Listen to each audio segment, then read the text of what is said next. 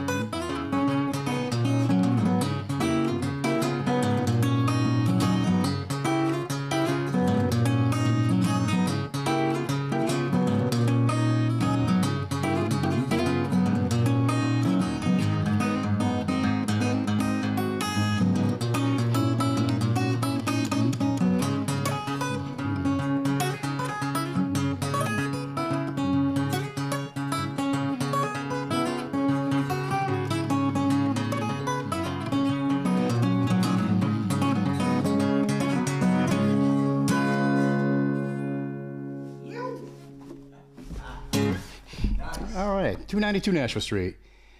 I'll do one more song here, and then we'll get to the interview part of the program. This is we're trying to keep this as original as humanly possible. Saying that, this is an old American traditional folk song, ergo and thus we can legally get away with it. It's the very first song you learned how to sing in school, possibly right after Wheels on the Bus, because I mean that's a given, right? In my days, you got graded for learning how to sing this song. It was in second grade, and for whatever reason, Massachusetts was one of the states that did it. They decided to throw out the A through F system, so they didn't want anybody to feel bad about getting a bad mark on the report card. So you got either an S or a U. You do not want to come home with a U on your report card and try to explain to your mom what the hell the U is. It meant unsatisfactory. Coming from the gallery now, I'm curious, what does that actually mean? It's either satisfactory if you got an S or a U, unsatisfactory. Oh. So unsatisfactory meant your kid was dumb. You know, I haven't been that removed that long from school. You'd think I would know that still. I'm proud to say I came home with straight S's. Completely satisfactory.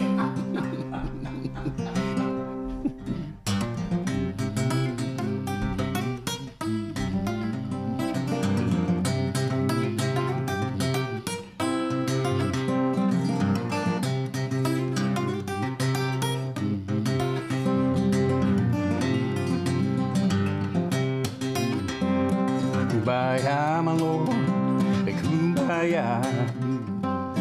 Kumbaya, my lord, kumbaya. Kumbaya, my lord, kumbaya. Oh, Lord, kumbaya. Somebody singing, Lord, oh, now kumbaya. Somebody singing, Lord, kumbaya. Somebody singing, Lord, oh, now kumbaya. Oh, Lord, kumbaya. Somebody's dancing, Lord, oh, now kumbaya. Somebody's dancing, Lord, oh, now kumbaya. Somebody's dancing, Lord, kumbaya. Oh, Lord, kumbaya.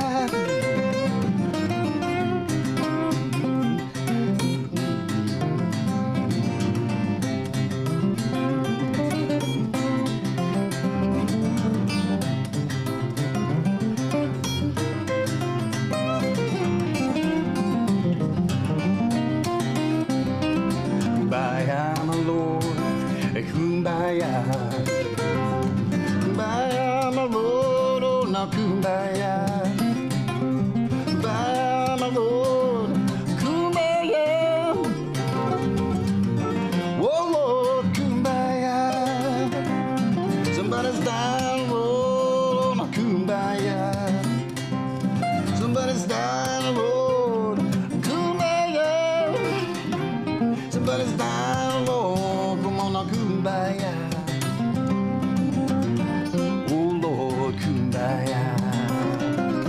Somebody's living again on now, kumbaya. Somebody's living again, hey, now, kumbaya. Somebody's living again, kumbaya. Oh, Lord, kumbaya.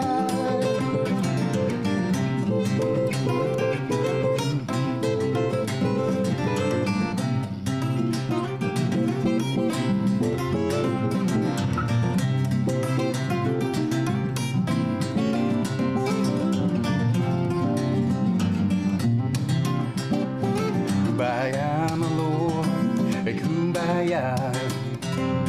Kumbaya, my Lord, oh, now kumbaya. Kumbaya, my Lord, kumbaya. Oh, Lord, kumbaya. Oh, Lord, kumbaya. Oh, Lord, kumbaya.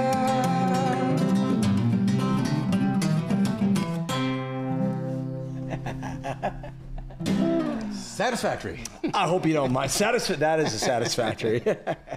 I hope you don't mind me jumping in on there on the end right there. Yes, keep the tape rolling, everybody. It's the Tasty Twist with Sammy B. Arthur James, nice job, man. And as always, you guys can follow every episode of the Tasty Twist on my website, sammybmusic.com or Okemo Valley TV. William is behind the scenes pushing the buttons today, making sure Godzilla and Frankenstein and all the other people that we talked about in the pregame are going to be eventually on the backdrop. I don't know if that's true or not, but... Spider-Man. Anyways, welcome, sir. When was the last time you did a podcast? Several years ago. Odd question right off the bat. Several years ago, yeah. I did a lot of that kind of stuff when I was releasing a lot of the albums, like right after the International Blues Challenge when I made the finals in 2015. I started doing more radio, promo type stuff, live radio shows, podcast shows, some things where you call in on the computer, you zoom in or whatever. Or you leave a voicemail or one of those things. Yeah, and I had one where I was doing the interview and I can see everybody and he can see me. He's like, can't hear you. Can't hear you. So like, I'm badly scrambling and trying to do it on my phone. I'm holding up signs going, I can see you, I can hear. What do I do? Hello. So eventually I think we ended up doing it on the phone and I was kind of doing one of those interview type things. Yeah, you mentioned CDs. Of course, here we are here. Arthur James did mention to me that this is the last copy he has. Hey, I'm still here. You can also check out on his website, ArthurJamesBluesman.com. I'll give the information on bluesman.com. He's got another album that he released years ago called Me, Myself, and I. Check out his website. It's got a lot of great reviews and everything. But you've been doing this for quite a while. You said you're from Massachusetts originally and just turned 60. Congratulations. Happy birthday. Made it. Woo! The big 6-0. Where's my free stuff? Yeah, so, and you mentioned that you started out as a drummer, but take us down memory lane as far as your first live show, or when did you start like playing regularly out live? Well, I like to say professionally around 22. I played in bands during high school like everybody does, and most of those were not paying type gigs. No. Garage bands, as Dave Grohl calls them from the Foo Fighters. You got to start off. You start off sucking, and you're gonna suck more. You do it for the girls, the drugs, and all the money. And I think I'm 0 for 3 on all those. It's a good retirement plan, boys and girls. But hey, keep it in baseball. There's got to be a hit somewhere. Unsatisfactory. F. F. Yeah. So anyways, 22. Yeah, and was your first gig on drums or guitar?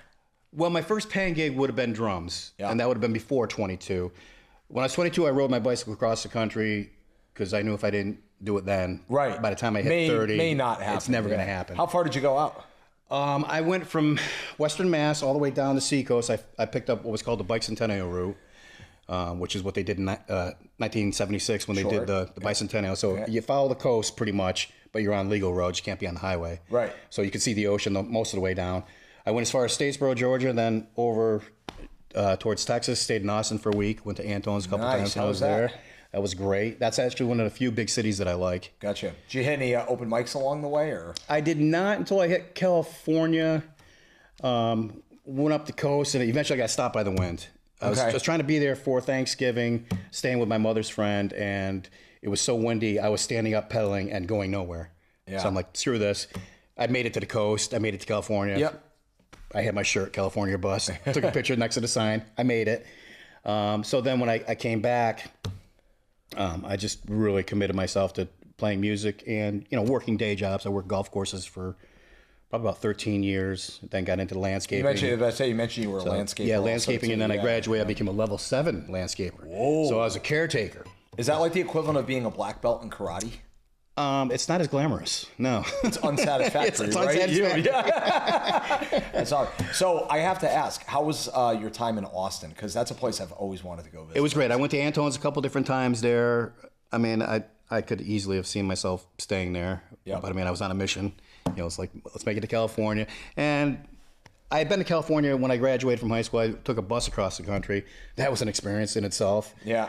You meet a lot of weird people watching, right? Yeah. It is unique people on the buses. Yeah. More unique than planes or trains? Yeah. Airports are good people. Planes are pretty normal. Yeah. Normal? I don't know about nowadays. I see the TikTok videos online of people getting kicked out. Yeah. I'm not sure. Yeah, I mean, well, that would have been in the late 80s. So, yeah. We didn't have phones, like phones of the magnitude that we do today. I actually had I had a Walkman type dealio, and I had a kid pay me on the bus. And I turned him on to 10 years after. Massive. Yeah, pretty good sized things. And he's like, what are you listening to? I go, well, I'm listening to 10 years after. Yeah. He's like, what? 80s, you listen to guys in spandex. So he put it on. He's like, this is freaking awesome. Yeah. He goes, what's the name of this band? I go, it's 10 years after. Elvin Lee, one of the best guitar players you're ever going to hear. Yeah. He goes, we don't have anything like this. He was from the Midwest. He's like, all we have is like what's on the radio and MTV. And I'm like, well, I said, there's a whole world of music that happened long before MTV came out. I just saw MTV's retiring at the end of this year. Yeah, I saw that. Calling it quits. The other one was AOL dial-up. That's done at the end of this year. I didn't even know that was still a thing. I still have family members that have AOL accounts. You got mail. on the old block computer monitors. Yeah. Hey. Nothing wrong with Tetris and Pac-Man on those old computers, man. When I was playing in the 90s. I love me some Tetris. So, growing up, who were some of your biggest idols on drums and guitar? Well, with drums, obviously, Ginger Baker is just hands down the most amazing. For those that don't know, the new people listening, Kareem. But as far as my favorite drummer would be John Densmore from The Doors, because he's really literally the only drummer that ever got me to just twitch. He was what about his style? Jazz type player. What about his style? He was a jazz drummer, so that's what he aspired to. But playing with The Doors, it was heavily blues influenced, psychedelic, and all that stuff. So he was combining. He was basically a fusion type drummer. Yeah. But the way he would do accents, he was relying on a lot of what Morrison was doing, and Morrison would do all the quirky dances, the shaman dances, and all that kind of stuff, and he would just accent all that stuff. Right. So they really played to the song, that group. Yeah. Because they were so minimal live anyway. I mean, with the studio, they did have bass players playing. Yeah. Even though they said, "Oh, there's no bass players." Well, I was about to say, is it true that when they recorded in the studio, they just had a keyboard player that was playing the bass lines on the? That's Ray. Ray. Ray Manzarek. Yeah, Ray Manzarek, who's amazing. Right. I've done sound for him before too. Yeah. Oh, nice. And nice. Yeah, but what happened was that the guy from Bread, who was the studio musician, Larry Netchell. Bread, that's a throwback. He's a keyboard player, bass player. So he's like, I went into the studio. He goes, I doubled everything he did with his left hand. He goes, I just watched him and I played those exact notes. Mm-hmm. So that's why it still sounds like the keyboard's there, but everything is sweetened. Mm-hmm. So even though he didn't get credit on the record, years later, they're like, oh yeah, this is how we did it. Does it depend on the music that makes a keyboard player that also plays the bass lines like Hammond B3 organ sound a little bit more unique than a regular bass player? Or do you think there's certain times where it's better to have an actual electric bass player or acoustic bass player. Well, if you've ever seen Jimmy Vaughn live with just a keyboard player doing it all with his left hand and his feet and stuff. No offense to bass players. Yeah. You don't necessarily need a bass player. Yeah. So, case in point, here's another monster and monster guitar player also too. Joey DeFrancesco, the late Joey D, jazz keyboard player. You ever heard of him? He used to legendary like jazz piano player, but just has the whole thing, like the jazz changes, 2-5-1 medleys, all that stuff, and plays the bass in his left hand. He did an album years ago. My father turned me on to this when I was in music school. It's an album called Relentless with the late great Danny Gatton on guitar. Oh, Danny was awesome. Monsters. Yeah. There was a period in my life where I was listening to Roy Buchanan and Danny Gatton quite a bit, man. Well, they used to call each other up on the phone and have guitar duels. Is that right? Oh, okay. And it's a shame they both tragically took their life. The same way. Yeah, that was unfortunate. Bizarre as hell. Yeah, but there's very few guitar players that were so just the way they go from one sound to the next, like what Danny did on a Telecaster, and then Roy, how he just bends the string up like 6 like acid. It's just remarkable. We were talking about Stevie Ray in the outside. So you've seen Stevie how many times? 13 or 14 times. 13 or 14 times. Yeah. As the trio or when they added Reese? Yeah, I saw him a bunch of times with the trio, and then when they added Reese. Yeah. I saw him, I think it was at the Orpheum, either the second or third time I saw him, and he comes out. We usually play an instrumental. Then he went into Tin Pan Alley, did a longer than normal. That song's about 10 minutes long anyway. Did a longer than normal intro on it. Then went up to microphone, went to sing, and it was like nothing. He went. Let it do it for another 5 or 6 minutes. The sound guys are scrambling. They bring out a whole new mic, set it up, and he finally comes up. It works now. He goes, all right, do it. Yeah. That song went on for about 15 minutes, and it's just everyone's job was just like, where do you go from there? And it was just amazing. Did you ever see the video? I think it was from Austin City Limits Live or whatever, where Stevie breaks a guitar string during the middle of the solo of Little Sister. I've seen it happen. And fluently, the tech just comes by with a new guitar, and he just doesn't miss a freaking beat. Yeah, they were so well in tune with each other. His guitar tech is just like, he just come out, just unhinge the guitar.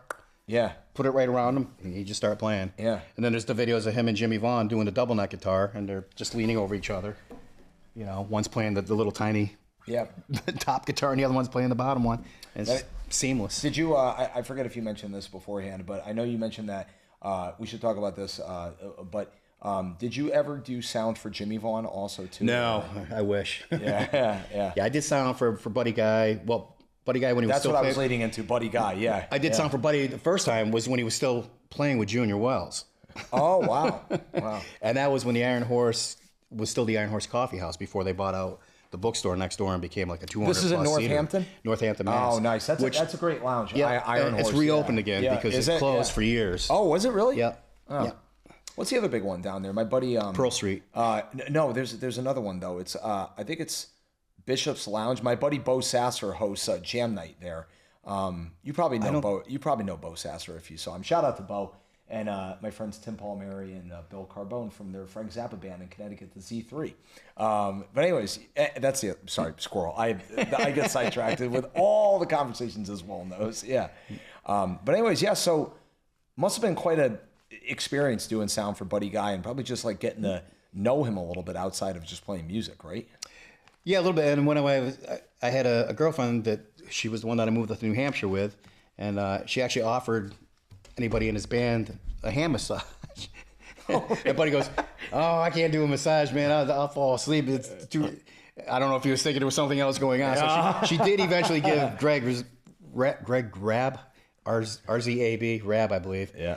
A hand massage because I mean, obviously playing a bass, I was like, I'll take one of those. Yeah. And she could put me to sleep. If you keep the R, here's the thing: if you keep the R-ratedness out of it, I mean, it's got to be pretty comforting. I would imagine, right? Yeah. I think Buddy was more comforted by the spirits that he would drink before you go on stage. Yeah, probably. Because to this day, he still claims he has stage fright. Yeah. So and you see him talk. I mean, he's old now, and he's got that tremble in his voice. But in old interviews, even when he was a young man, he always had that little bit of a tremor in his voice because he's very shy. Right. Do you have stage fright? Not really. Did you at one point? Maybe when I first started, like in high school, I remember doing a battle of the bands type thing. And we were the only band that was playing acoustic guitars.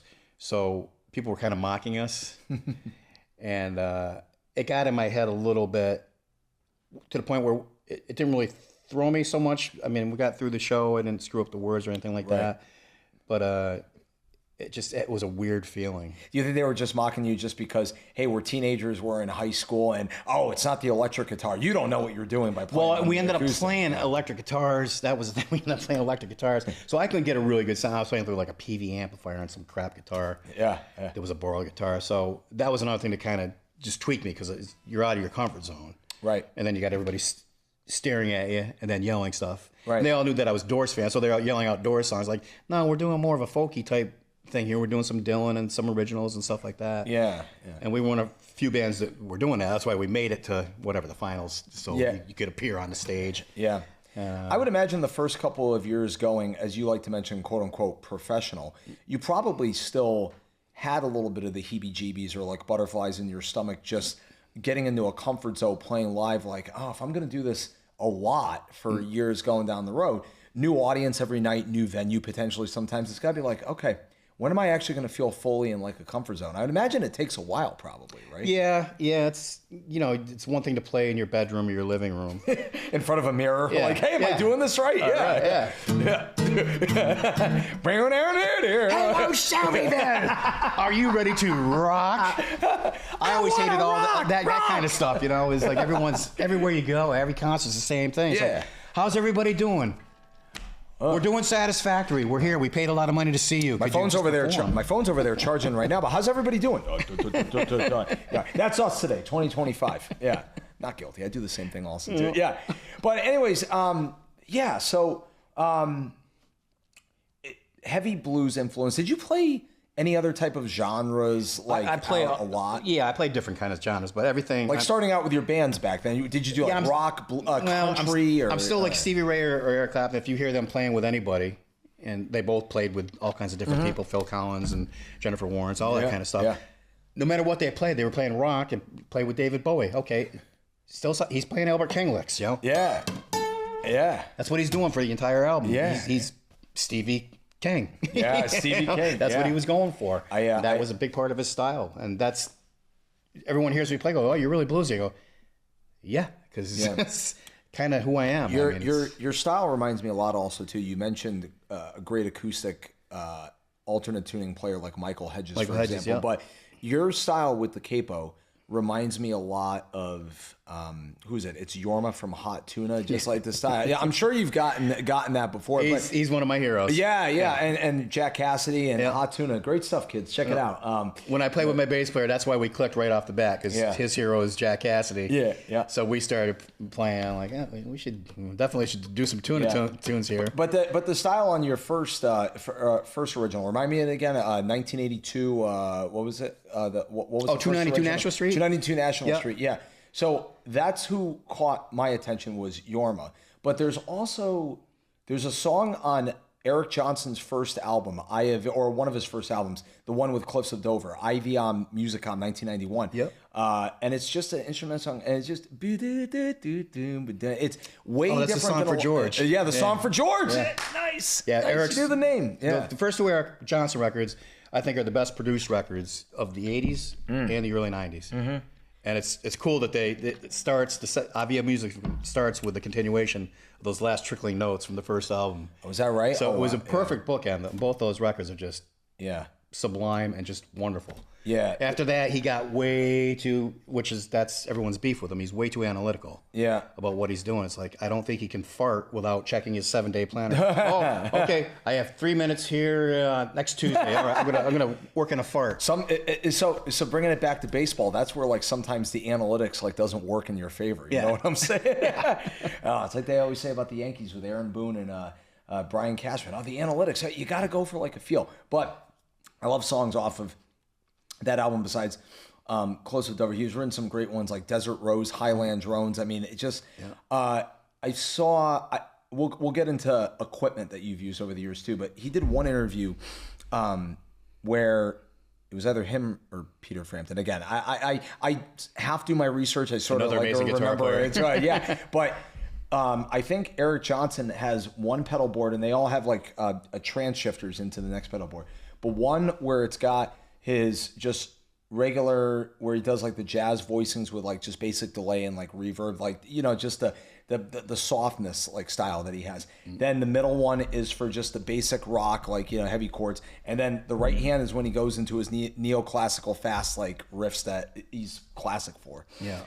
But it's cool. It's like, but it's almost, maybe that's the analytics. That's almost too many pedals. You know what I'm saying? That's almost like too much that you want to delve with. And both I've checked them up both out in Northampton at Pearl Street. Saw Eric Johnson there. We had to wait forever for him to do his sound check because he's super angry kind of about like, oh my God, dude, just wrap it up. It works. Yeah. We'd like to be inside right now. Yeah. So, but then I swear that he put like a CD into this computer. He had like a whole computer thing behind his amplifier. I could have sworn that he put a CD in there. So I don't know if that's like a program that he's running or maybe he was recording. I don't know. But based on what you're telling me, it sounds like it was purposeful. As big as the stage. Yeah. And then the only thing I saw even bigger than that was I saw the seeds. And that guy, and we talked to him, he's like, again, it was this big, like 2 or 3 different huge monster things. There are 50 or 60 pedals in there. But he took and he hardwired each one so he would have no signal loss. Yeah. Wow. And the guy was just obsessive compulsive, I guess. But they were amazing. I mean, I love psychedelic music, and that was psychedelic music when I heard it. It's it like, worked. Yeah. I know it when I hear it, and that was it. Yeah. When you were gigging out a lot more a couple of years ago, I know you said you've kind of slowed down a little bit compared to like years past. Yeah. Were you big into pedals in gear, or did you try to keep it as simple as possible? As simple as possible. I've had like those Boss multi-unit things, which I used to do, again, because we were kind of heavily influenced by the Hot Tuna stuff. We would play through like a really small amplifier, put the pedals in there, and then we could also split the signal and just do a dry send through your PA and do stuff like that. So we did some stuff like that, and the older I got, it's like I want to carry less stuff. Right. So are you a believer in the more pedals, the more it distorts the original sound? Yeah, I'm more for purity. So I do bring pedals. I have 3 different distortion type, a tube screamer. Do you have the infamous TS9 that Stevie Ray made famous? Well, yeah, I think mine is a TS9, but it's not the greatest thing in the world.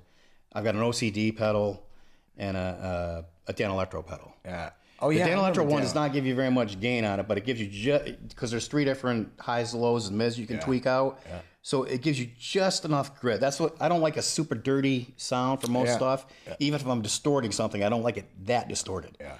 So it gives you just enough. So you get like a Mississippi Blues Delta Muddy Waters type grit to it. My parents got me 2 Dan Electro pedals when I was younger, and it was the purple one, which was the Ottawa, and I just loved. Was it still the big pedal? Because mine's the big one. It weighs a ton. It's kind of shaped like a badge or like a patch that you would sew on and everything. Yeah. Because they went into the mini ones after that, and everyone had the mini ones because they were just tiny. It's one little button. And it was whatever the effect was. You just hit it on, and okay, that's preset. So that's what it is. First amplifier I got when I was just starting to take guitar lessons 23 years ago was a Line 6 amplifier that had all of those pre-channels and everything. And I just, I'm a kid. I'm like figuring things out. I spent hours just enjoying the sounds out of that thing. And then, of course, okay, let's graduate to a Fender Deluxe. Okay, that just makes all the sense with the tubes and everything. But now, I mean, Line 6, they program all that in pedal boards now. So yeah, I had the Line 6, and then I actually recorded with my old band, which was Arthur James and Northbound. I think the first album I recorded using that one, and I had one that pretty much blew up. It blows out the brain, so you got to replace the entire thing. So then I got a second one, and then again, it was pretty heavy amp. I mean, it was small like a Fender Deluxe, but it weighed a ton. Yeah. And again, the older I get, I'm just like, I'm not going to carry all this crap around. Yeah, I don't blame you. So now I have a Cyber Deluxe, which they don't make anymore. They made the Cyber Twin, which is stupid. The Twin was one of the heaviest amplifiers ever made. Oh yeah, especially the... and the Cyber Twin is just like, okay, so it's digital, so it should be lighter. It's not that much lighter. It's not that much lighter, like, yeah. Oh my God. Gotcha. Were you more of a fan of tube amplifiers or solid? Well, I liked to. I used to have the super reverbs and the 410 trainers. Again, when you got to do this to wrestle it in your car. Problem here in you got New to fit England, it like a puzzle, you know? Yeah. It's Tetris. Tetris. Life exactly. skills, kids. Play those video games. Satisfactory. No matter what your mom and dad says, it does transpire to real life. Unlike algebra. Algebra 2. So I used to have all that stuff, and I did like the sound of tubes, but the problem in New England, as you well know, every road is like that. So I'm always bringing in something in. It's not just the tubes. Snow and potholes. You're breaking all the internal parts of the amp. I mean, every now and then you would roast a tube or whatever. Sure. That's an easy fix. Right. But when it's you got to take the amp to the shop, they got to take it all apart. They got to find which capacitor blew. Yeah. And heaven forbid, nothing against those guys, but heaven forbid they don't have the inventory that they need to fix the said job that you have. Yeah. That takes time also as well too. Yeah. So once I went digital, it's like they really don't break. When mine did break, it was like the brain, so it would make a really bizarre just digital sound. I'm like, all right, well, just swap it out. Yeah. It's whatever it was in those days, $150. Like, okay, well, the amplifier is $600. So if I just got to put a new brain in for $150, it's like putting new tires on your car every year. Exactly. You got to do it. So it's an expense. Just do it. Exactly. Yeah. So, well, and nowadays, if you got a good accountant, it could be a write-off. You know what I'm saying? Yeah. Take us a little bit back in the 20s, life on the road, when you started out professionally at 22. When did you have the realization that, this could be full-time for me. This is legitimately what I want to do. And how did that translate into the first couple of years life on the road? Well, I knew in high school, I did the college prep and all the, I was National Honor Society and all that crap. I applied to a couple schools, but I really kind of tanked it on the SATs because I didn't take them seriously. I didn't do any pre-stuff. My mom really wanted me to go to college. I'm like, I just look at all these people that pay all this money for a degree, and then you want fries with that burger? Like, so you went away for 4 years, so you didn't have to be with your parents. Right. And you come back, and you're still living with your parents, and now you're working at McDonald's or whatever, and you're doing nothing with your degree. Right, to pay off the degree that you paid for. Yeah, and you're going to be paying for the rest of your life. I'm like, no, that's not for me. I knew that music was going to be. Did you ever go to college, or did you? No. I sat in. I went to visit my friends at Bridgewater State, and I just sat in on a couple courses because they were studying philosophy. Gotcha. Another thing's like, what are you going to do with that degree? I just want to learn it. Like, right. Okay. Well, you can learn from any book. Right. True. And now for free. Well, and now in the digital world, you can learn a lot of stuff off YouTube. Yeah. You can just find a YouTube video, like guitar, for example. Yeah. And of course, here we go. The big conversation for everybody going forward in life now is AI, which is here, and it's doing a lot more than we know possible right now. But anyways, back to that. So college not for you, and then you just did the prereqs, and now you're on the road, right? I took my mom's advice. She's like, don't quit your day job. You're never gonna make it as a musician. I said, all right. I get it, Mom. I understand how hard it is. I'm not thinking that I'm going to be the next Jimi Hendrix or Eric Clapton. Yeah. But it's not as easy as you think. I think I'm good enough that I could go out and make a living doing it, because we would go out as a family and I would see musicians and stuff. Some of them were my next door neighbors. He had a bluegrass band. It was kick-ass in the Berkshires. I'm like, I could do that. Yeah. And by high school, I knew. I was like, yeah, that's... once I stopped playing the drums and started playing this, I played for about 6 months, got really frustrated. Yeah. Because you only progress so much when you... Yeah. Make sure your fingers are straight. And I don't have a lot of dexterity, so I learned to play on my mom's classical guitar. So you got spaces like that. Right. So was that with the flat wound strings, not the nickel wound? No, they're just the nylon strings. Oh, the nylon. So, nylons. Yeah. But I love the sound of that. To me, that sounded like a blues guitar, which hangs over my bed to this day. Yeah. That was the only thing. When my mom passed away, that's what I wanted. So I told my dad, I go, you take the insurance money, pay off the house. I don't want to have to worry about you. Yeah. I want that guitar. It was like a 75 guitar. The dots are in the wrong places. Yeah. I'm like, I love that guitar. I wrote half my songs that I do. So where are the dots compared to like where they normally? Yeah, they're down in here. They're just like one fret off on this. So once you learn how to play, you're sure the designer wasn't like drunk or like under the? I don't know. It was a Spanish classical guitar. Yeah. it's like the original voice of SpongeBob SquarePants, like the first 5 years from '99 to 2004. Pretty sure he was on some sort of drug or helium. Helium. Like he had to be, probably helium. Yeah. Ah! Hey, SpongeBob, can you get the dot in the right spot on my guitar? Yeah, the only guitar I fixed that didn't have dots, but I have a Sears Silvertone that my wife bought me when we first started seeing each other. She sent me on a wild goose chase around my house. She put all these little notes. She used to sneak in my house. We first started seeing each other. Sticky notes? Yeah, and she would cook me dinners and stuff and load it with garlic, which I love. Yeah, I do she too. hates. Right. She would. But wait, hold on. She would do it so girls wouldn't talk to me. So hold on. Erica, my girlfriend, is the same about. She hates garlic. Yeah. But so your wife also or your girlfriend also. She was girlfriend at the time. Yeah. Yeah, girlfriend at the time. She hates garlic. Yeah. But she loads it up for you. Mm-hmm. The master plan was. She told me that. There's a master plan. Hey, this is so good. She goes. I go. I know you don't like garlic. She goes. I do that so that no one will talk to you at the gigs. Worked. I didn't care. I just wanted something good to eat. The sad reality is that I think it makes everything taste good, and yet people think it's the most offensive smell. So what are we doing here, folks? Who decided? Garlic can do no wrong. Yeah, exactly. I don't know. Caffeine can do no wrong either, too. That makes people's breath pretty stinky also, too. But who the hell cares?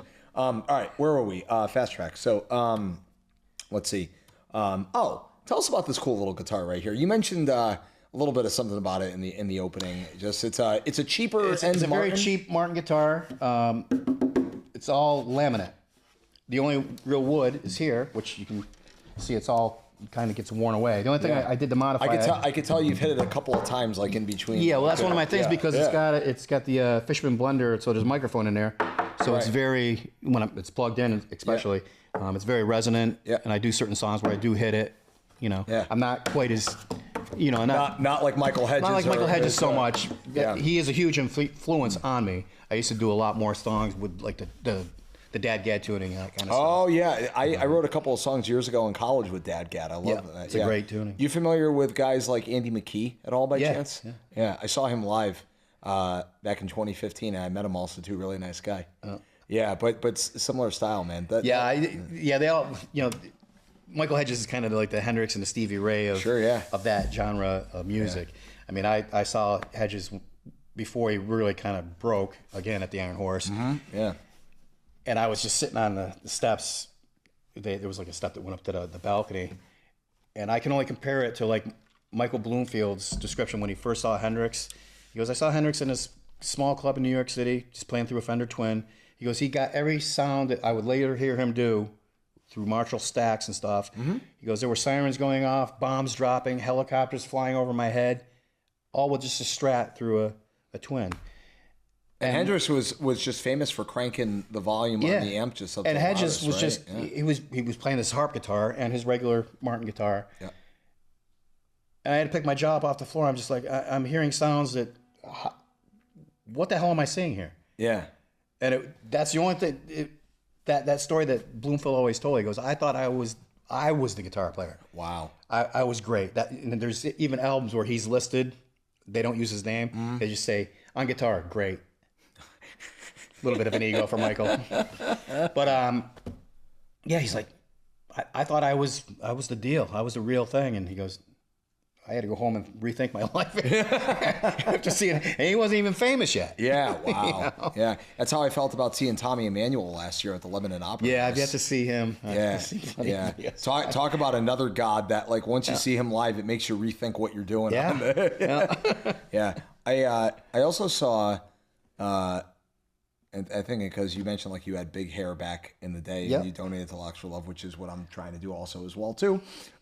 Season 1 of the Tasty Twist, I had almost like a full buzz cut. But anyways, Pat Metheny, another great guitar player too. Yep. Saw him live at the Rutland Paramount. So, but anyways, yeah. So you have a favorite guitar that you like a model brand that you prefer one over the other? Well, my original guitar is a Yamaha. And I still use that to this day. It's got Ren and Stimpy stickers on it. Starship Enterprise, because I'm one of those guys. You have the Godzilla stickers?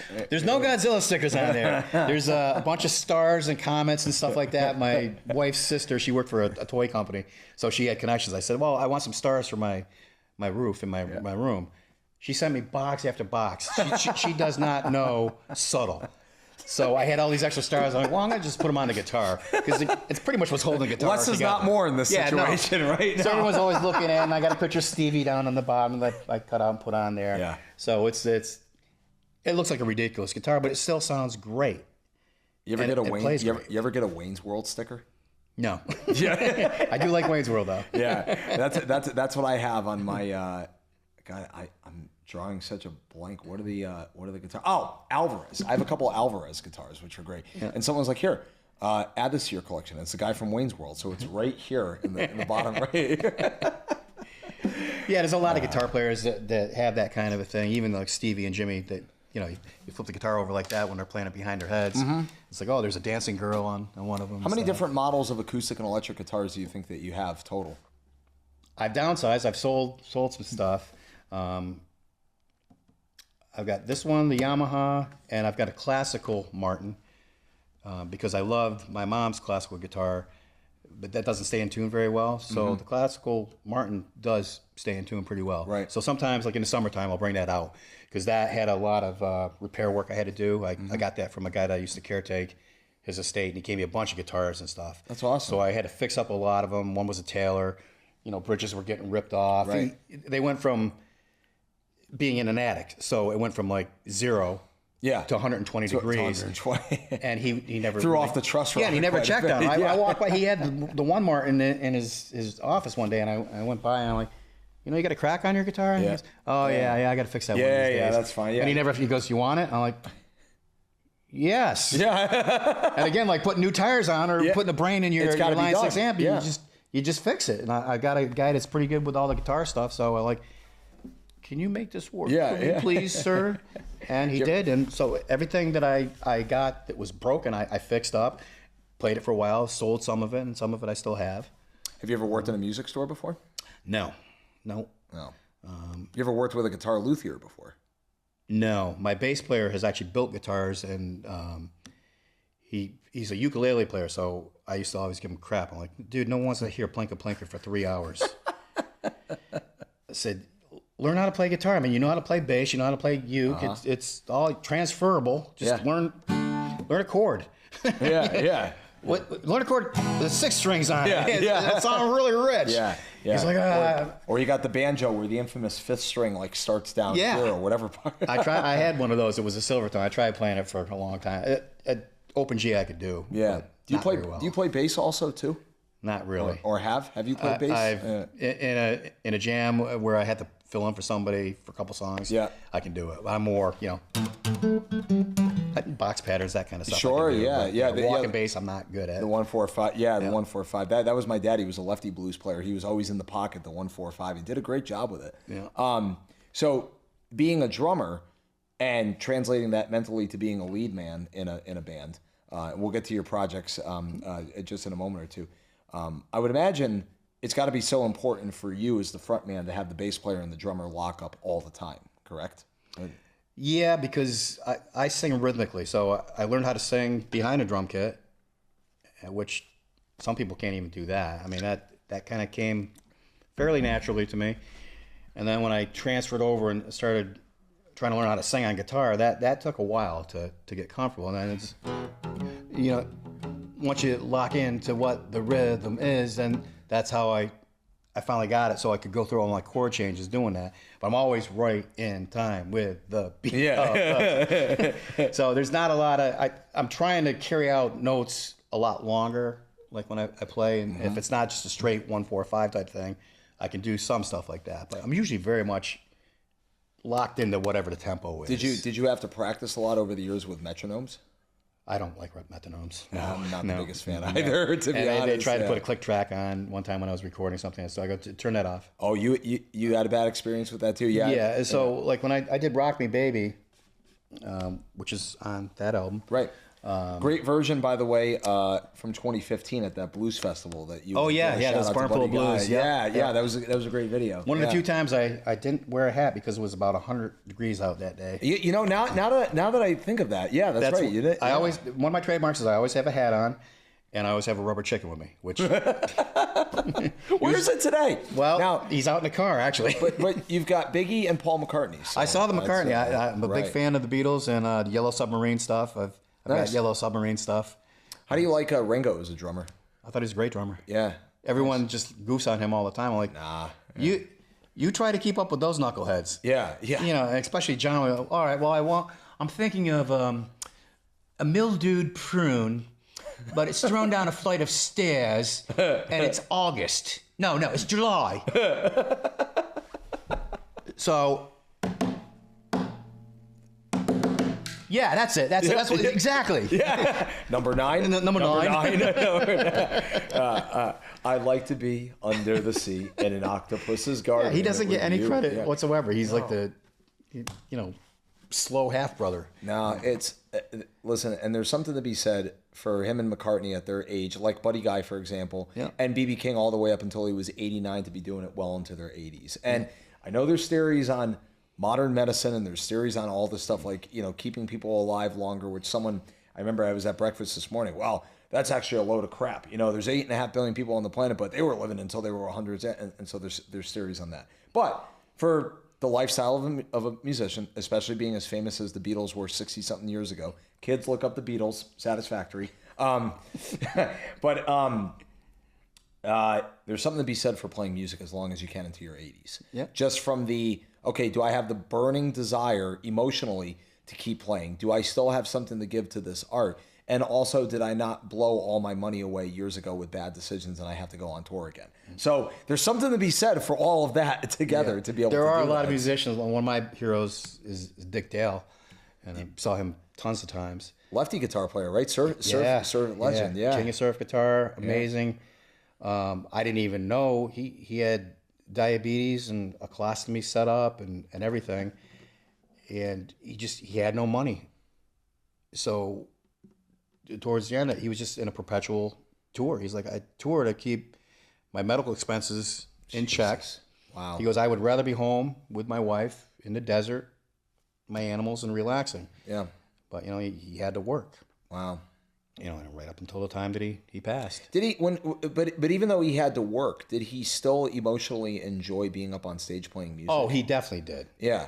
Because I think both can be true though. You know what I'm saying? Where it's like, okay, to make money doing it well into my 70s or 80s because I have to because of certain conditions, that would probably suck for anybody. Not going to lie. Whereas, hey, if I'm okay health-wise and peace of mind, let me go out with a bang from touring by the time I'm 60 and then go right off in the sunset and be proud of what I did. But I would imagine being up on stage, there's still got to be no better feeling than being up there like wailing on the guitar. Especially, when you get to that level where you've got that degree of fame or you're a legend. Yeah. Some people throw that term around. Yep. He was a legend. Buddy Guy is a legend. B.B. King's a legend. So for someone like me, Ozzy Osbourne, who just passed away.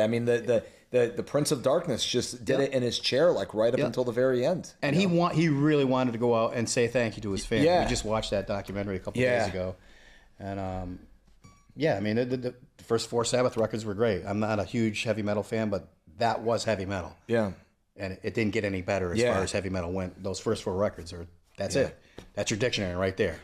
Don't change anything that what they were. Maybe keep your fingers on. Don't change it. Yeah. Keep your fingers. You don't need to be like Tony Iommi with plastic fingertips. Speaking of Sabbath, you got to check out this band years ago. My parents, rightfully so, turned me on to a lot of great music when I was a kid and still do.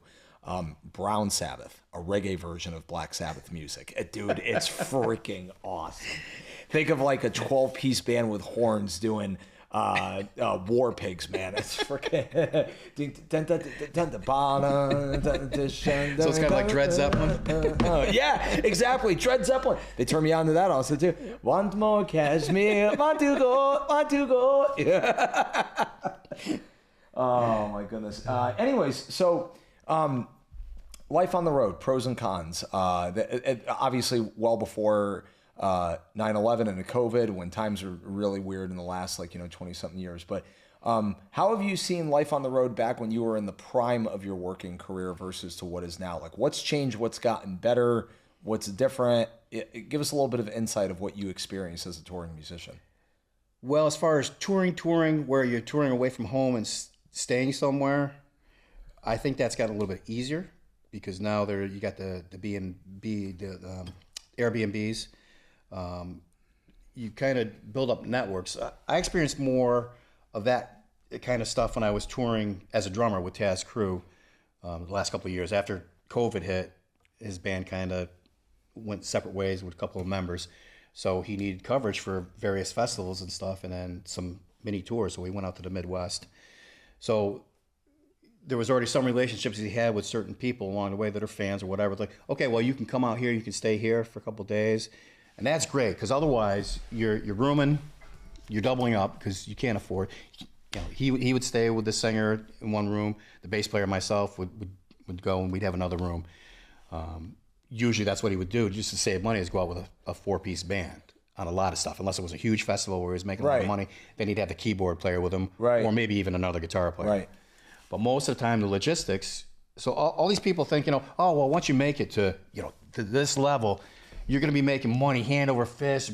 Chicks are going to be raining. There's usually other people involved. No, they're making as much as you and me. Right. But yeah, they're going, hello, Shelby. Where are we tonight? Hello, Poughkeepsie. Wherever the heck you don't even know. You're just going. You've got an itinerary.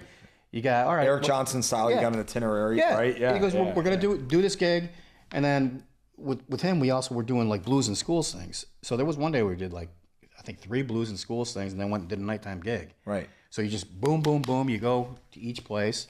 You get in the car. As soon as you're done with the gig, you load back up. You go to the motel. You go to sleep. You wake up next morning, you're back on the road again. Is the blues and school thing, is that teaching kids or like clinics and stuff? It's mostly just, it's usually like a 45-minute presentation. Okay. He was very good at doing it. He would give you a little bit of history of certain songs, and then he'd go off of different formats and kind of play more to the kids. He'd do songs about dogs and stuff like that. And then he'd have the kids come up, and he goes, all right, I'm going to teach you how to play the blues. And he'd give them a harmonica, which they could keep. And he goes, Kim Wilson style. He goes, all right, so you're gonna blow over here and then blow down here, and then sometimes you're gonna suck it in. So they do all that in front of all their classmates, and then we'd do some kind of thing like that. Usually, sometimes I'd jump over and play the acoustic guitar. Kind of doing it like a call and response sort of thing, getting everybody so involved. And then the kids would have a hoot doing it. The younger kids, it was great. We did a couple shows for like the older kids, and like you were saying with the phones, like more like that. Like, all right, when we out here, when can we go smoke a cigarette? Yeah. Can I go home on TikTok? Do it more. So it's if you think it's glamorous, maybe it is if you're somebody like Billie Eilish or Madonna or something like that, where you're staying at the Ritz-Carlton or whatever. But it's a grind. Yeah. So, I mean, I have a disabled wife at home, so there's not a lot of time for me to go and do expensive tours.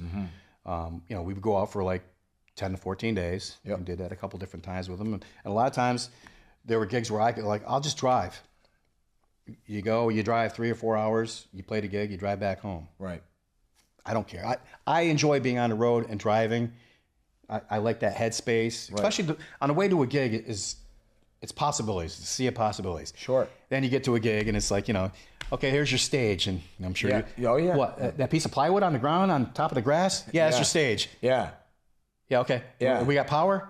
Oh, we can run you a cord. Yeah. Do you guys have a cord? Yeah. It's like, do you guys have a cord? Yeah. Oh, wait, by the way, the power extension actually in the barn from 50 yards out, that actually doesn't work. Yeah. So don't plug in an amplifier to that. Yeah. Or when you show up and you already did the negotiations to get the gig. Oh, you guys need power? So it's not glamorous. No. And the other thing I think people, and I want to think that they have the opportunity to do the research and figure this out, but it almost seems something that's lost in the fold is when you're on like that next mid layer of, okay, we're going out on the tour, we're like playing in front of a couple hundred people a night. Sometimes people forget, hey, you're going to make a lot of money on these tours, right? Well, you also got to pay the light guys, you got to pay the roadies if you want the high-end production to get you more gigs eventually, maybe in the future. So there is that element to it. I talked to Taz Crew is the name of the guy. He's based out of upstate New York, and he's a well-known blues musician, international. So, in talking to him, he's like, yeah, he goes, yeah, I want to make sure I pay all my musicians, well enough that they want to come out and do this with me. And you got to have a work ethic to do it. You got to be reliable. You can't be drunk, stoned, late showing up. When it's time to roll in the morning, 6 o'clock, you got wings up. You got to be in the van. And you got to help schlep stuff. It's not, we didn't have roadies. We were the roadies. We did everything. So you do all that stuff. And he's like, yeah, he goes, I lose money every time I go on tour because, again, like you're saying, it's all expensive. He's paying for the meals. He's paying for the fuel, transportation, all the motel rooms and stuff like that. So you try to look for places where you can save money and cut your expenses as much as possible. Sure. So we have had friends along that's practical the way. Also too. Sometimes he'll set up, like he goes out and does Florida.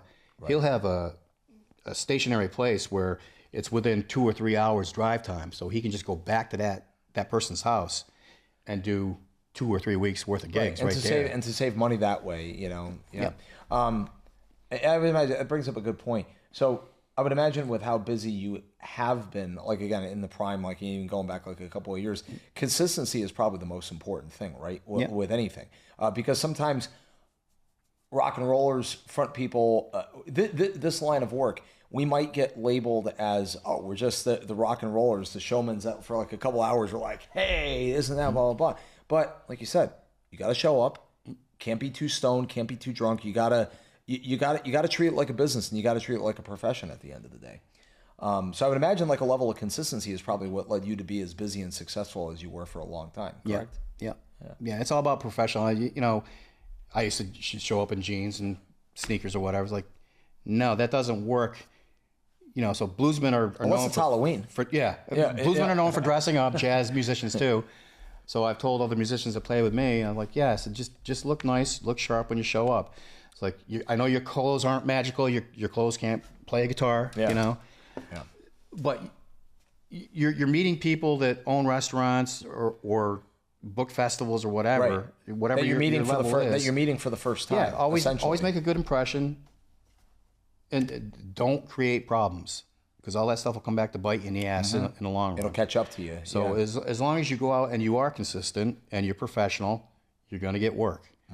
And like we were talking before, like, I'm more in the passive income phase of my career now. Now that I'm 60, it's like, I don't want to go out and have to play 200 gigs a year to make my nut. I got a disabled wife at home. I had my father who passed away back in March.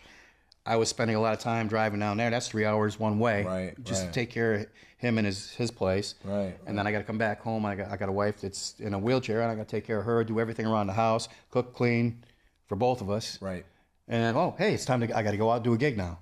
So we talked about radio in the pregame, but I keep always speaking it like this is like a sports like game or something, like the pregame, the warm up or whatever. Have you gotten much like passive income in regards to the digital side of things, like Spotify, Apple, Amazon, or is CDs still like a relevant thing for you as far as like? I still have. That's the last CD that I sell now, because I printed up a ton of those. That was a labor of love. That album, Hey, I'm Still Here, it's mostly covers. It's fan favorites. So whether they're the covers or the instrumentals that I did that are original, those are songs that I get requests from people that come and see me a lot of times. Gotcha. So tell us a little bit about tell us a little bit about it as far as what went into it, like the songs and your style of writing with your albums. Blues based, obviously. I always try to make an album almost a concept album with Me, Myself, and I, which was the first. I mean, I've released tons of records. Start off with cassettes, then you switch over to CDs. Unfortunately, I didn't know enough about the passive income creation with the codes, the IRSC codes that you have to have embedded into your music. So eventually I found out all that stuff, and so you can get paid when it gets, because my music was always getting played on radio stations and stuff. But I'm like, I was naive to think, they write down Arthur James, and then they just research that, and they talk to BMI, and then they send me money. No. There's no way to, now everything's digital, so you have that code and it just pings, everything pings. So Spotify, all that stuff, Amazon. So learning to do that stuff, I went in with Me, Myself, and I had already recorded all those songs on various other albums, but a lot of those songs were electric band songs that I was doing.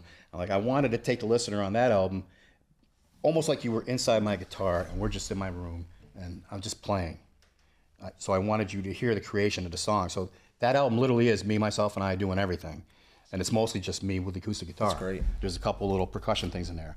So the next album was this Hey, I'm Still Here, and then I wanted that to be a fan favorite thing. But there's kind of like 3 different little movements in there. If you listen to it, they're broken up by my own instrumental. There's the 3 original instrumental pieces on there, and the rest is cover songs. So part of the album is more of a traditional blues type thing. There's an 80s cover song, which, Modern English, I'll Melt With You. It's one of my all-time favorite love songs. So I kind of bluesified that. And then you move out of that kind of stuff into some other type cover songs, which with Tim Hardin's If I Were a Carpenter, one of my all-time favorite love songs too. So yeah, I try to, if you listen to it, there are kind of almost like 3 different movements to it. Mm-hmm. And then I re-released all my original stuff with my band. Mm-hmm. And that was called A Guitar Player, a Bass Player, and a Drummer Walk Into a Studio. And it's got my rubber chicken on it, sitting on a stool in the studio. So that one was just like, we released 3 albums as Arthur Jams and Northbound. And I was kind of unhappy with the first album because the drummer actually paid for that, and then we paid him back as we sold everything.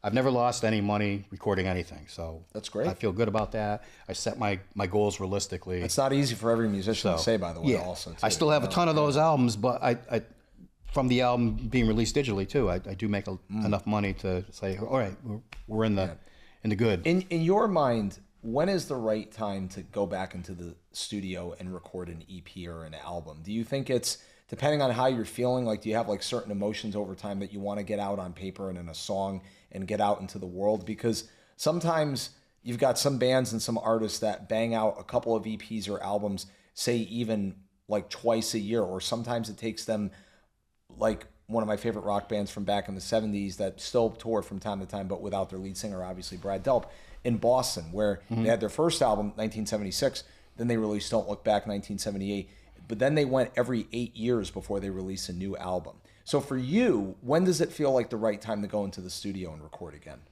Well, between the acoustic duo that I do, which is called Acoustic Mayhem, right? Yeah, I want to get into that. There's some. Yeah, we recorded a lot of albums on cassette in the 90s. And then we finally got to the CD part of it. And then we kind of went our separate ways for many years. We both played in different bands and formats and stuff. Mm-hmm. And then now we're back together again. How often do you guys play? Well, we had a residency gig, so we were doing every single Thursday night, which is now only the second Thursday of the month. So where's that? That's at the Lake House Tavern, which the bass player actually works there now too. That's in Bomazine. It's in where is it? Hopkinton, New Hampshire. New Hampshire. Oh, okay, yep. Right. Yeah. So after COVID, my bass player had stopped playing with the rock bands that he was in, and he's like, "Yeah, I haven't played in like a year or two." He goes, "Would you mind if I came down?" Because he was working literally down the street, like half a mile. I said, "Yeah, bring your bass." And so he came, he sat in on a couple of songs. He goes, "Oh, that was fun." He goes, "Can I come back next week?" And I'm like, "Yeah." Yeah. Next thing you know, he's doing the entire show with me again. Yeah. And the restaurant guy was, "Oh, well," he goes, I like that. So he started paying him a little bit of money. And then after a show we were tearing down, he starts talking. He goes, yeah. He goes, "I really need some help up here in the kitchen." He goes, "Well, you do?" He goes, yeah. He goes, my prep cook's gone. He goes, "I could do prep cook work." So he ended up getting a job there. Yeah, that's awesome. Yeah. All right, give me a rundown. So I read about this on your website. So in between your songs that you guys do, Acoustic Mayhem, you do comedy also as well too. Well, I saw it. Yeah, I call it. But I could see that though. Like you mentioned George Carlin on the website dialogue. Yeah. I'm like, oh, dude, that's got to be perfect. We just call it freeform jazz comedy because Barson's very quiet in between songs, so we used to do a lot of goofing. Right. Like dry humor, sort of, or just a little bit of everything. I mean, we've sat there at bars where the Up in Smoke is playing, and we're doing the movie in between the songs. We know all the lines of the movie and stuff. But yeah, I'm known as being a sarcastic, irritable, angry garden gnome. Is my nickname. The B word, right? BASTARDS, satisfactory. So that's my persona, I guess. Yeah, alter ego. Yeah. So with the rubber chicken, there's a reason I have a rubber chicken, and it's to remind myself to keep a sense of humor about everything, because obviously the world's been crazy for a long time. Yeah. I mean, I've been here for 60 years. I haven't seen a good president yet. Yeah. So, you know, I'm not somebody that blames the president. I blame Congress more than I blame these people that lose their minds over who's president. I'm like, you know, you can complain about the one guy, or you can look at Congress that's not doing anything. Right. But you keep voting him in every year. Right. And then you say, oh, well, we want term limits. Well, you have a term limit. It's called a vote. Yeah. But they'll still complain, and they'll still go with the same people. I'm like, all right. Yeah. So I try to just keep a sense of humor about that, and I'm sarcastic with everything. So when we're on stage, if something goes wrong, then you make a joke about it. Yeah. You don't just start swearing and bitching and complaining about what's going on. Right. Because, you know, from playing at all the restaurants and bars and venues, there's boneheads anywhere where you go. There's so much sober or under the influence. There's boneheads everywhere. And now that I don't drink anymore, my tolerance for people that got the liquid it's probably even lower. It's pretty low. But again, I'm a small guy, so I don't want to get beat up. I go to the Daffy Duck routine. I think you're pretty tall, don't I? I've diffused many of a punching in the face incident where it could have gone horribly wrong. And you make a joke and you get out of it. So remember that Bugs Bunny and Elmer Fudd where Elmer's got the gun down the hole like looking for Bugs Bunny, and then Bugs puts his hands up and he just goes, "For shame, Doc. Hunting wabbits with an elephant gun. Elephant gun. That's right, Doc. So why don't you go shoot yourself an elephant?" And then it's just giant elephant. You do it, I'll give you such a pinch. I grew up with all those, and I still watch them to this day. Hey, Saturday mornings, man. My mom had me watching that with chocolate cereal every morning, man. Yeah, we were all, how did we survive as long as we have? All hopped up on goofballs. I want to tell a lot of those boneheads, like every time like they're becoming extra boneheady, shut up. Or as Foghorn Leghorn once says, there's something kind of yee about a kid that's I said never played baseball. Foghorn's one of my favorites. Foghorn and Daffy. Yeah, I said gal reminds me of the highway between Fort Worth and Dallas. No curve. You can get away with a lot in cartoons. Duck season, wabbit season. Yeah. So anyways, when I read that about the George Carlin, I'm like, oh, it's perfect. And now it's got me thinking, you're talking about the term limits and all that other stuff. It's like George Carlin said in one of his last skits as he got saltier, as he got older. He goes, there's a reason education's always going to suck. It's never going to get better because the true owners of this country don't want that. Yeah. Yeah. Forget the politicians. They're just put in place to give you the illusion that you have freedom of choice. You don't. That was why I balked at going to college when I had that choice. I mean, I was doing college prep. I was smart. It was National Honor Society, all that crap. I didn't care. Most of my time in high school, I spent reading Lord of the Rings books, Jim Morrison poetry books, biographies, and just absorbing everything through osmosis in the class. Yeah. And teachers years later actually mentioned me to some of their classes. I had friends that I knew that were younger than me. And they're like, "Oh yeah, you got name dropped today in class. I used to have this one guy. All he did was read Jim Morrison books in my class." Yeah, but I passed. Right. It may not have been an A+, but I still passed. Yeah. God, I mean, I think some of the brightest people like fall in line with the comedians, and where like most of them are like C+ students or like C- students. I mean, they had like the street smarts and everything. You know what I'm saying? Like that's what I draw like. Well, you tended to get bored a lot of times. Yeah. I mean, I don't have ADHD or stuff like that. I know a lot of people that are like that. No, but you have an OCD pedal. Yeah, that was a gift though. I didn't buy that. Oh, and I've never cleaned it compulsively. I forgot to hit it. Oh, I can't stop turning it on. I can't stop. Oh, goodness gracious. Well, hey, I wanted to ask you, there's so much more I wanted to get into, but obviously, I hope you're enjoying this episode and everything. And once again, everybody, Arthur James from New Hampshire and sometimes Vermont, but he plays mostly. I play more in Vermont these days. Yeah. So the main question I had, when you moved further up north out of Massachusetts, like a lot of people seem to do, myself, Connecticut included, what do you think of the Vermont and New Hampshire music scene these days? Well, I grew up playing in Massachusetts. And then when I moved to New Hampshire, I was still playing a lot down in Massachusetts because I had a band, which was Arthur James and the Truth, back from the late 80s to early 90s. So I didn't mind driving 2 hours to get down there and then go drive another hour to do the gig and then drive all the way home. Right. Sometimes I stay at the bass player's house, sleep on the couch, whatever. We've all done that. So that's touring. You're able in New England, you can play 3 or 4 different states and still go home and sleep in your bed. Absolutely, yeah. So, but it still counts. It's still a tour. And then I've done the ones where you're going far away and you're staying in a different state in a cheap motel or whatever, and you're with the bass player. Yeah. You know. Yeah. So. But as far as like the quality of entertainment up here in like the upper I've always Valley, found that Vermont is more open to listening and enjoying and interacting more. New Hampshire, it's a lot more sitting on their hands, ignoring you, watching the TVs, spending their time on the cell phones. There are certain rooms that have come and gone that were really good listening rooms. So you keep one door closes, 2 doors open. another one, right? So exactly. There's a lot of turnkey stuff that goes on. There's certain rooms I played. It's been same room, but it's 3 or 4 different owners with different names. Right, and that's establishing new relationships, like to stay in that one room. Like we both play the public house. That's changed. I played it when it was Shepherd Pie. Yeah. Shout out to Andrew, by the way, supporting all of us. Yeah, I just played there, and that's one of my favorite places to play. It's all in New England. Never mind. And shout out to Jim Yeager also too, who I know Arthur James from. That's been playing. I think every Tuesday there for 10 years. I think he's been playing. Yeah, I was doing I took over when Brian Warren had his stroke, so I took over the Warren on Wednesdays things and turned that into a blues night until COVID. And then COVID changed everything. Yep. But I was able to work pretty fast, which I'm sure you were too, because solos and duos were the only people that were able to work. It was 3 months of not playing music, but I was still caretaking. I had a job at the time. Now all I do is play music. Right. So, but like we talked before, was like my goal now is to do less gigs and have more of a passive income. So you're still making the same amount of money, if not better, hopefully better, with the passive income coming in. Yeah. But I don't want to have to do that hustle thing. So I'm letting more clubs, bookers, venues, musicians, whatever, contact me. I did it a couple of years ago when my wife was going through a rough patch with her health. I'm like, I don't have time to sit here and beg for gigs.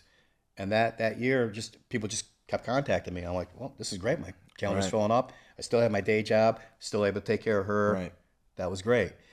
Now, as we're getting older, I have to spend a lot of time going down to Massachusetts, taking care of my dad's estate. Sure. So I'm like, I need time to be able to do that. I can't just be doing 4 or 5 gigs a week. Gotcha. Yeah. So sometimes I just played 5 in a row a week or 2 ago. So it still happens. Yeah. And I'm not going to just go, all right, well, if somebody called me, if I'm open, I'm there. That's my motto. Right. The bottom line is you want to be, based on the I'd rather be pursued. Right. I've been playing hard to get for so long. Right. And you gotta be the one that's ultimately in control of the circumstance because of your schedule and stuff. Yeah. I was gonna say, were you ever busy enough at one point to have like a full-time agent working for you? Not a full-time agent, but I do work with people that do some booking and stuff. Right. Most of them are musicians themselves. Yeah. So the ones I work with are fair. There are other ones that I've known that I've had brief encounters with. That it's the nepotism system, and I hate that. Yeah.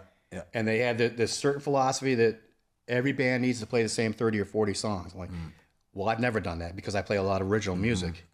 Because that's the only way you're going to make any money is playing a lot of original music. So you got to be able to crowbar that in, still do enough songs that people know. But if you're good at what you're doing, you should be able to play anything. And people should be able to tap their toes, get up and dance. And that's the best feeling in the world. When I go up and I play an original song and people just start to dance. Yeah. I mean, it doesn't get any better than I that. agree on that. I agree on that approach. And a lot of it also, too, goes back to, besides the consistency factor, it goes with the whole, I love this term, reading the room. Like, who's your audience? And finding a way, especially if you get little Joey and little Sarah involved, dancing, whether it's like, hey, giving them like a Sammy t-shirt or like, giving them like a free CD. Now, all of a sudden, you've made mom and dad's day. And that's like a whole reading the room thing that like works in your favor. Yeah, play kids and animals. Yeah. Any venues that you can get away with that especially stuff like rubber that. chickens. Yeah. I always get asked about it. Like, what is the deal with that? Yeah. I have a whole menagerie. I've got the rubber chicken. I got a rubber rat. I've got a marmoset. Yeah. So people are like, what the hell is that thing next to the chicken? What about a zebra? I don't have a zebra. How about here's one. How about a Komodo dragon? They're almost going extinct, I think, from what I've heard. Yeah. Well, we were talking about our love for Godzilla. Godzilla. Years ago, when I did Sound at the Iron Horse, Joel Zoss, who wrote songs that Bonnie Raitt did, he came in and he brought in his own little Persian rug thing on top of their carpeted stage, which is smaller than this even. And he had 2 like inflatable Godzillas. on both sides of the stage. He played barefoot, so that's why he wanted the Persian rug and stuff. Yeah. I'm like, that's so cool. And I always wanted to do a Welcome to Our Living Room thing, which eventually Acoustic Mayhem released an album called Welcome to My Living Room. And then I saw on, Unplugged on MTV, Stone Temple Pilots did. They're playing in big, oversized living room chairs, and the whole set is a living room. I'm like, you bastards, you! I thought of that. Yeah, but then you're saying to yourself, wait, it's Scott Weiland. Okay, he deserves a pass. And then it's the DeLeo brothers. They also deserve a pass. Yeah. I have not checked out Stone Temple Pilots since Weiland passed away 10 years ago. But man, what a singer! What a singer! Yeah, great band too. Sadly, you could see that one coming. Yeah, unfortunately. His downfall was every time he went to do the Howard Stern show, he'd end up scoring in New York City and getting arrested. And even Stern started joking on me. He goes, "Dude, you got to stop doing my show." Yeah. Oh man, you big Stern fan? I'm a huge Stern fan. Still to this day? Yep. Still to this day. Yep. Yeah. I mean, he's definitely changed. You know, some people complain about it. Yeah.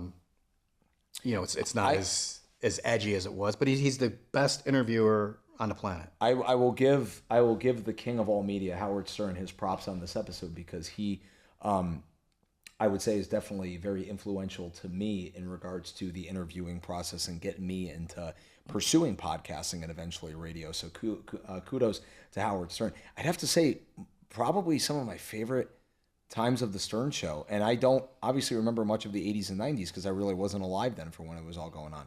But those Artie Lang years, man, they were freaking fire, man. Artie Lang and Billy West, when Billy West was on there. I didn't know too much about Billy West, but I mean, just some of the videos of like Richard and Sal and Artie just fighting like live on the spot, and Baba Booey just trying to like break it up and stuff. It's just classic. I wouldn't want to over nothing most of the time. I wouldn't want to try to stop Artie. Artie was in a drug-fueled haze a lot of those years. Yeah, I saw an interview of him recently on Joe Rogan's podcast, and he had been like probably a few years sober at this point. So this was like most recently and everything. And he's still funny as ever, you know, even like, you know, cleaned up and everything. But definitely, you know, you could tell very humbled out and like emotional after like all the years of like what went down and stuff. But I mean, not for nothing. When he was in like his, you know, heyday party days, I mean, he just made the Stern Show so funny, man. Yeah. It was great. But anyways, wrapping up the episodes here, I think I said that once or twice. Thank you again for doing this and for coming down. You have a favorite show that you've ever performed in your long tenured career? One that really stands out to you? Well, I mean, making the finals, the International Blues Challenge, and getting to play the Orpheum Theater in Memphis, that's about as good as it gets because, I mean, they've got velvet on the hand railings, going up the balconies and all over the place. So, I mean, it's a beautiful venue. Memphis is one of the blues capitals of the country, man. They claim to be the home of the blues, and you know, and you can't really argue with it. You go there, you do the Tour Sun Studios, which is where Elvis started. Yeah. For me, the big thing there was that's where Howlin' Wolf recorded, and it was great. I talked to the tour guides, and you know, she's going through. She goes, in this spot here, they have it marked off. This is where Elvis recorded, you know, certain songs. Elvis walked here. I said, yeah, but but this is where Howlin' Wolf got. She goes, he's actually my favorite part too. I knew I liked you. But you see all the different little histories in there. They've got a little museum before you actually get to the studio tour. So the song Rocket 88 is kind of considered the first rock and roll song. They blew up the amplifier. And Ike Turner was part of that whole recording process thing. So it was a Jackie Brenton song called Rocket 88. And that's what spurred on people like Link Wray and Dave Davies of the Kinks to start stabbing their speakers because they were trying to emulate that distorted sound. It almost sounded like a horn. And when they recorded, they're like, no, we're not doing another take. That's the take we're using. That's the take we're using. That is awesome. Whatever that is, don't change a thing. Yeah. You know, and Link Wray he tried to emulate that, and he'd start stabbing his speakers. Yeah. And Dave Davies read about it with the Kinks. He's like, you know, trying to do. And he's like, no, go in there and stab. He goes, that's what Link Wray did. Yeah. And then got all distorted. He's like, yes. It's like that track going back to Hot Tuna from earlier in the episode. What's that track? Is it U.S. Blues where like the glass shatters on the grounds? Remember and now that? Everybody tries to recreate it. Yeah. No, it's like, no, that was like a one and done thing, man. You can't go back and like. Yeah, he was playing at a restaurant when they recorded that thing, and it just happened during that song. And the was like, he goes, for years. He goes, every time we got to that goddamn song. Yeah. He goes, you get to that exact part, and someone would throw a beer on. Yeah. I love that we pick up on certain things like that because now it makes me think of another album that's an iconic staple in music history, especially coming up this time of year, Christmas. Vince Guaraldi, the old Charlie Brown piano player, did all the Peanut songs.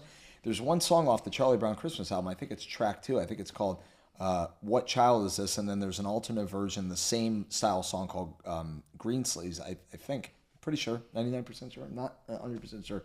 But I think there's like one point in like one of the verses or the choruses of the song where Vince or one of the band members kicks a mic by accident and you just hear it. It's a loud thud. Yeah. And they never, and I know recording styles was back then, but they never got rid of it. So now every time I hear that album, I'm like, oh, track 2, here it comes. The kick of the mic is coming and there it is. The same thing happened with Bex Bolero that Keith Moon got so rambunctious when they were recording. He knocked over one of the boom stands. So he goes, if you listen to, after he goes, I forgot Keith Moon was on that. Yeah. So he knocked over the mic. They kept the tape rolling. He goes, but you can hear like the whole fullness of the drum kit drops out because that was one of the big things. But he was just being a spaz. But it was such a good take. They're like, print it. We're just gonna ride it out. Yeah. It's like, do you ever listen to comedian Mark Maron? Yeah, a little bit. Yeah. Yeah, he did a special recently, like 10 years or so ago or whatever, and he's been clean from everything for 26 years also too or whatever. He's not. Anyways, it was pretty funny. He was talking about one time. He goes, I don't really have like that much respect for someone who doesn't have the courage to lose complete control of their life for a few years. Just like send it right down the rabbit hole. People are like, what happened? I'm like, I don't know. I know I was there. I'd like to think that there was some good work, but I can't take any of that back. But I know I'm still here. He goes, anyways, folks, I went to go get Chinese food one time with my friend Kevin, and I ate pastrami kung pao, which is like, just that and salt and like other salted things. I don't know when that became acceptable to like eat. The point is, I ate all of it in one setting. And then I go in my friend's car, and all of a sudden the right side of my body went numb. I couldn't feel my right hand at all. But because of my past drug experience, I'm like, I'm just going to ride it out. Probably going to go permanent from this, but And I wouldn't have gained that knowledge if I didn't have years of just being coked up on a bed like, oh God, not now. Just, I'm just going to ride it out. Yeah. You got to see how it turns out. Yeah, you got to see how it turns out. Could get better. Speaking of how it turns out, you guys can once again follow him, Arthur James, at ArthurJamesBluesman.com. Tell folks where you can also get your music digitally once again. Anywhere where digital music is sold. The Amazon.com, that kind of stuff. iTunes, I will Spotify. say, do not buy this album. Hey, I'm still here. I'm still on here. Amazon.com from a certain used guy. I sell my albums for $10. I've never raised my price ever. Found that for $437. What? So somebody bought my album for $10 and is reselling it on Amazon for $437. Contact me directly. Yeah, I'm about to say, have you taken this to court? No. Tried? No. No, I can't afford a lawyer. Oh, scalpers for CDs. My God. But yeah, I'm on everything. Spotify, iTunes, all that stuff. That's when people purchase. Usually, it's from iTunes, Amazon, one of those kind. And he has his full list of shows on the website also as well to everybody. And it's been a pleasure having you here on the Tasty Twist. Yeah. You want to give a special shout out to anybody? Just my wife Susan, who's home with the bunny right now, the bunny Pebbles. Pebbles, I like the name. Yeah. After Flintstones? He's a white bunny. He's a mini Rex dwarf. Albino. Wow. So okay.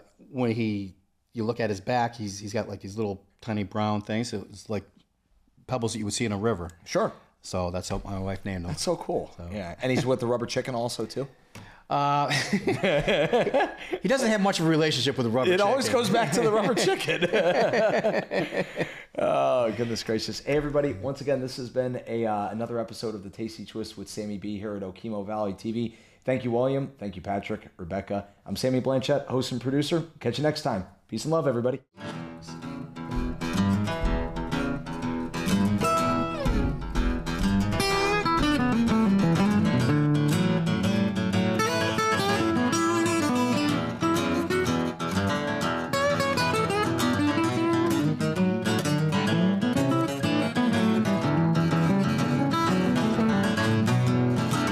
I get the blues, I get them almost every day. I get the blues, get them almost every day. Whoa, you know when I get on it, sure they just won't go away. I give them morning, I get them at night. I get them, baby, every time I inside when I'm crazy about you. Yeah, crazy about you. Oh, you know, pretty woman, that's why I'm feeling so blue. Well, here now, baby, come over here. Put your arms around me, baby, let me draw you near. I say, honey, why don't you come on over here? Won't you put your arms around me? Let me draw you near. Come on, Sammy.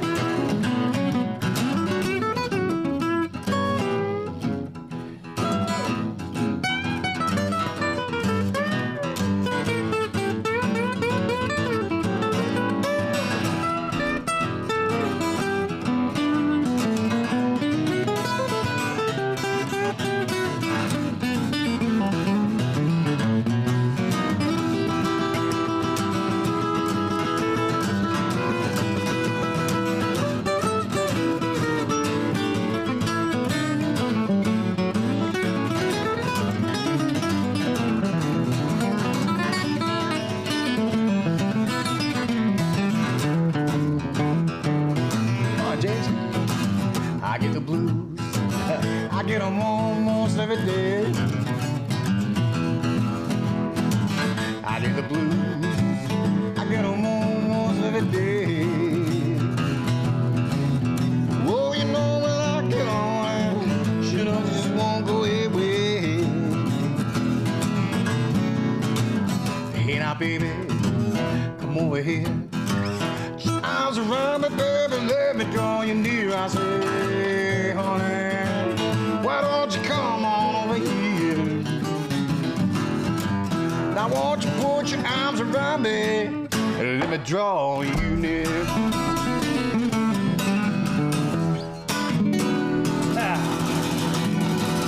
Mr. Blues. See ya.